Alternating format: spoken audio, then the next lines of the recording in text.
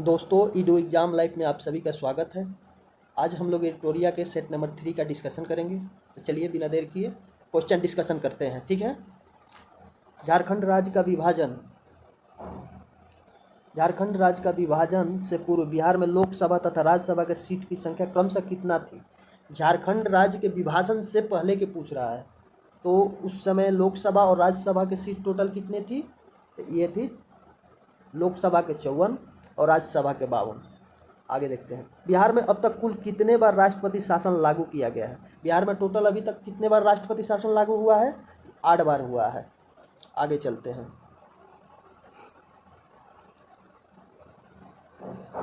निम्नलिखित में से कौन सा राज्यपाल को उसके पद से बर्खास्त कर सकता है? राज्यपाल को उसके पद से कौन बर्खास्त कर सकता है? राज्यपाल का पद जो होता है प्रसाद पर्यंत बना होता है। किसके प्रसाद पर्यंत बना होता है? राष्ट्रपति के प्रसाद पर्यंत बना होता है। इसलिए राष्ट्रपति जब चाहे उनका पद खाली कर सकता है। इसका आंसर क्या होगा? ए। राज्य मंत्री परिषद का बैठकों की अध्यक्षता निम्नलिखित में से कौन करता है? राज्य मंत्री परिषद का बैठक का अध्यक्षता कौन करता है? वहाँ का मुखिया करता है, यानी मुख्यमंत्री। तो बी। भारतीय संविधान के किस अनुच्छेद में महाधिवक्ता का वर्णन किया गया है? किस अनुच्छेद में किया गया है? अनुच्छेद 165 में महाधिवक्ता के किया गया है, जबकि अनुच्छेद आर्टिकल 76 में अटॉर्नी जनरल ऑफ इंडिया के किया गया है। ठीक है, आगे चलते हैं।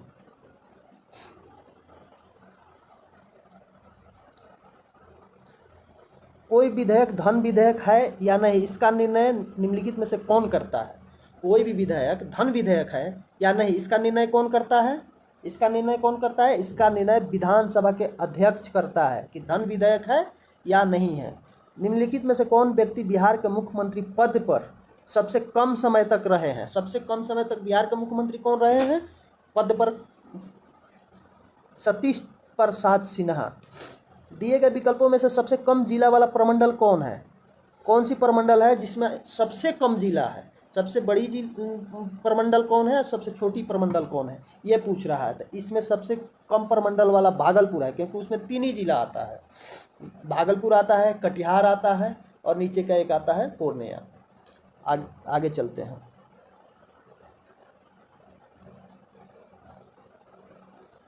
किस राज्य का वैधानिक प्रधान कौन होता है? किसी राज्य का वैधानिक प्रधान कौन होता है? तो आप लोग सभी जानते हैं कि उस राज्य का राज्यपाल ही वैधानिक प्रधान होता है। बिहार में लोकसभा हेतु कितने सीटों को अनुसूचित जाति के लिए आरक्षित रखा गया है? एससी के लिए कितने सीट आरक्षित रखा गया है? अनुसूचित जाति के लिए पूछ रहा है। किस चीज़ में पूछ रहा है? लोकसभा में पूछ रहा है। तो कितना है? 6 है। वो कौन कौन सी है? आपका गया हो जाएगा, इधर हाजीपुर हो जाएगा, इधर गोपालगंज हो जाएगा, उधर कटिहार तरफ हो जाएगा। ऐसे 6 सीट आपका आरक्षित रखा गया है। आगे चलते हैं।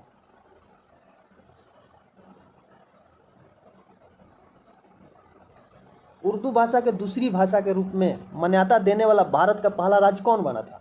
उर्दू भाषा को अपनी दूसरी भाषा के रूप में मान्यता देने वाला भारत का पहला राज्य कौन बना था? तो ये था बिहार। जिला परिषद अध्यक्ष अपना त्याग पत्र किसको देता है? जो जिला परिषद का अध्यक्ष होता है वो अपना त्याग पत्र किसको दे देता है? तो वो देता है जिला अधिकारी को, यानी कलेक्टर को देता है। बिहार का कौन सा जिला नेपाल तथा पश्चिम बंगाल दोनों से सीमा साझा करता है? नेपाल और पश्चिम बंगाल दोनों से सीमा साझा करता है। तो ये कौन सा जिला हो सकता है? तो ये जिला होगा आपका किशनगंज। आगे चलिए। किस भारतीय राज्य को साथ नेपाल सबसे लंबी सीमा साझा करता है? नेपाल किस भारतीय स्टेट के साथ सबसे लंबी सीमा साझा करता है? किसके साथ करता है? तो ये बिहार के साथ करता है। निम्नलिखित में से कौन बिहार का सर्वोच्च पर्वत चोटी है? तो आप सभी लोग जानते हैं समेश्वर श्रेणी सर्वोच्च चोटी होगा। बिहार में सबसे अधिक वर्षा किस जिले में होती है? किस जिले में होती है सबसे अधिक वर्षा? ये होती है किशनगंज में। और सबसे कम किस में होती है? अरवल में। लेकिन बट इस बार किस में हुआ है? औरंगाबाद में। आगे। बिहार में आपदा प्रबंधन हेतु सेंदई फ्रेमवर्क कब लागू किया गया था? बिहार में जो आपदा प्रबंधन था उस सेंदई फ्रेमवर्क लागू हुआ था। सेंदई फ्रेमवर्क कहाँ हुआ था? जापान में हुआ था, 2010 में हुआ था। बट बिहार में ये लागू कब से हुआ? तो बिहार में लागू हुआ 2015 में। बिहार का कौन सा जिला जूट उत्पादन में अग्रणी है?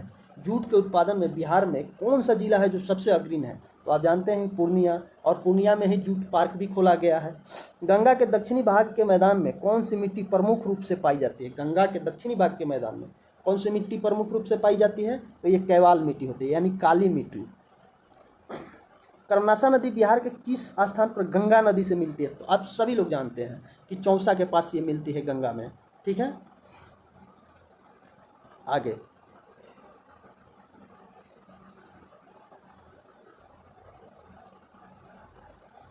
कांवर झील बिहार के किस जिले में स्थित है? कांवर झील बिहार के किस जिले में है? और ये रामसर साइट भी है। आप सभी लोग जानते हैं बेगूसराय, बेगूसराय में कांवर झील स्थित है। निम्नलिखित में से कौन सा जलकुंड मुंगेर में स्थित है? सीताकुंड, ऋषिकुंड, रामेश्वर कुंड, ये सब जानते हैं। सीता, ऋषि, राम, ये सब जितना भी है, लक्ष्मण, ये सब यहाँ है, मुंगेर में ही है। तो इसका ऑप्शन क्या होगा? उपरोक्त में से अधिक, डी। राजपुर नहर परियोजना किस नदी पर स्थित है? राजपुर नहर परियोजना किस नदी पर स्थित है? तो ये कोसी नदी पर बना हुआ है राजपुर नहर परियोजना। 2011 के जनगणना के अनुसार जनसंख्या की दृष्टि से बिहार का सबसे छोटा जिला कौन है?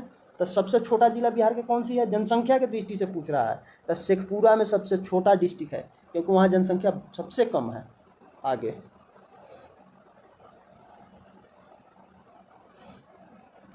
बिहार के किस जिला का महिला साक्षरता दर सबसे न्यूनतम है?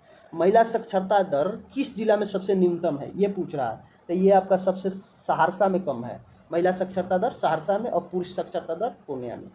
कर्नाट वंश के अंतिम शासक कौन था? कर्नाट वंश का अंतिम शासक कौन था?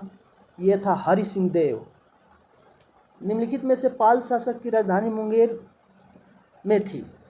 किस पाल शासक की राजधानी मुंगेर में थी, ये पूछ रहा है। किसका थी? देवपाल की थी। दरभंगा में एक दुर्ग एवं जामा मस्जिद का निर्माण करवाने वाला सुल्तान कौन था? दरभंगा में एक दुर्ग और जामा मस्जिद का निर्माण करवाने वाला सुल्तान कौन था? तो ये था मोहम्मद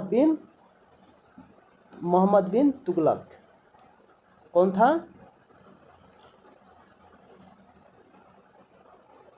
मोहम्मद बिन तुगलक। आगे शेर शाह ने मुगलों को विरोध संघर्ष में किसका सहायता प्राप्त की थी? मुगल के विरोध शेर शाह ने किसकी सहायता प्राप्त करके वो जीता था मुगलों से? किसकी सहायता? चेरो शासक की सहायता प्राप्त की थी। सिकंदर लोदी ने हुसैन शाह सार्की को पराजित कर किस बिहार के प्रभारी नियुक्त किया था? सिकंदर लोदी हुसैन शाह सार्की को पराजित करके किससे बिहार का प्रभारी नियुक्त किया गया था, यानी राज्यपाल नियुक्त किया था? किसको किया था? दरिया खान नुहानी को किया था। आगे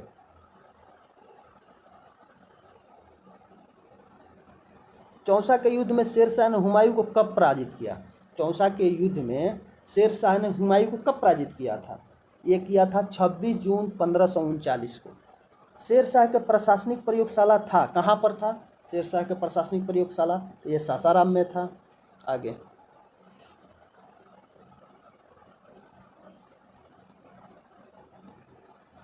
शेर शाह ने अपने शासनकाल में पटना में एक दुर्ग का निर्माण कराया था, पुनः इस नगर को राजधानी के रूप में विकसित किया है। इसकी चर्चा है किसमें? इसकी चर्चा है जो नगर के बनवाया था और इसे राजधानी नियुक्त किया था। इसकी चर्चा किसमें है? तारीख़ दाऊदी में चर्चा है इसकी। अकबर ने 1580 में बिहार में किसे गवर्नर सूबेदार नियुक्त किया था? किसको नियुक्त किया था गवर्नर सूबेदार? खाने खानम को नियुक्त किया था। किस मुगल शासक के समय में बिहार में सर्वाधिक विद्रोह हुआ था? किसके शासन में सर्वाधिक बिहार में विद्रोह हुआ था? तो ये हुआ था अकबर के काल में बिहार में सर्वाधिक विद्रोह। आगे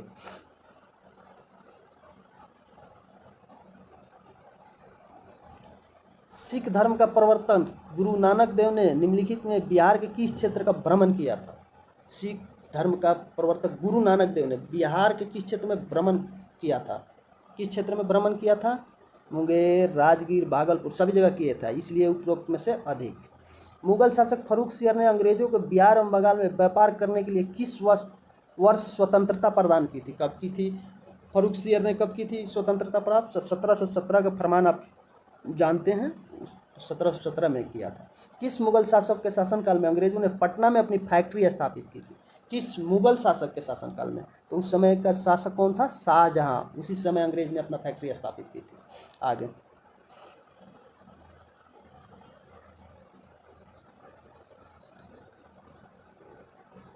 अंग्रेजों को अंग्रेजों की पटना फैक्ट्री का प्रधान जॉब चरनवाक कब बना? पटना फैक्ट्री का प्रधान कब बना था जॉर्ज चरनवाक? 1664 ईस्वी में। बिहार आने वाला पहला अंग्रेज यात्री कौन था? बिहार आने वाला पहला अंग्रेज यात्री कौन था? तो रॉल्फ फिच। बिहार में होम रूलिंग की स्थापना कब हुई थी? बिहार में होम रूलिंग की स्थापना कब हुई थी? 16 दिसंबर 1916 में। भारतीय राष्ट्रीय कांग्रेस का 27वां अधिवेशन कहाँ हुआ था? आप सभी लोग जानते हैं, पटना में हुआ था, बांकीपुर में, पटना के बांकीपुर में हुआ था। इसका अध्यक्ष थे RS माधवंकर। आगे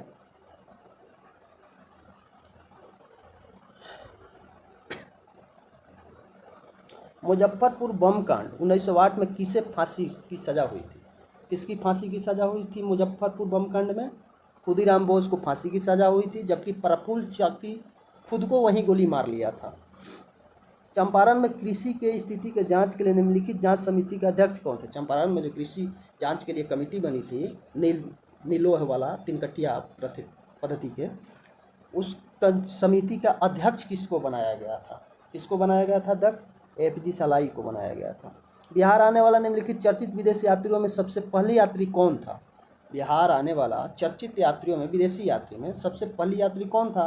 तो ये था आपका मेगास्थनीज, चंद्रगुप्त मौर्य के दरबार में आया था। आगे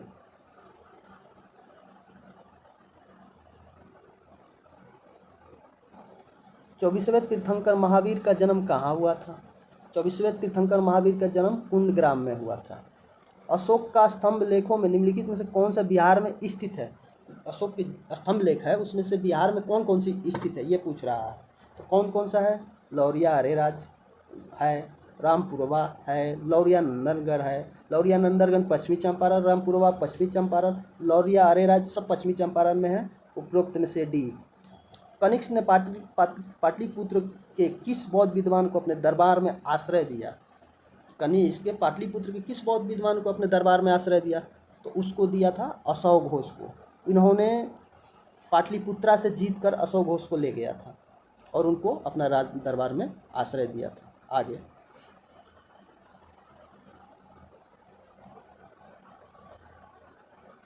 तृतीय बौद्ध संगीत का अध्यक्षता किसने की थी?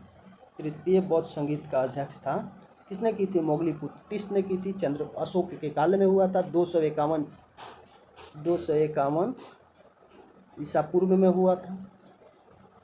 हर्यक वंश का पश्चात मगध पर किस वंश का उदय हुआ था? हर्यक वंश के बाद मगध पर किस वंश का उदय हुआ था?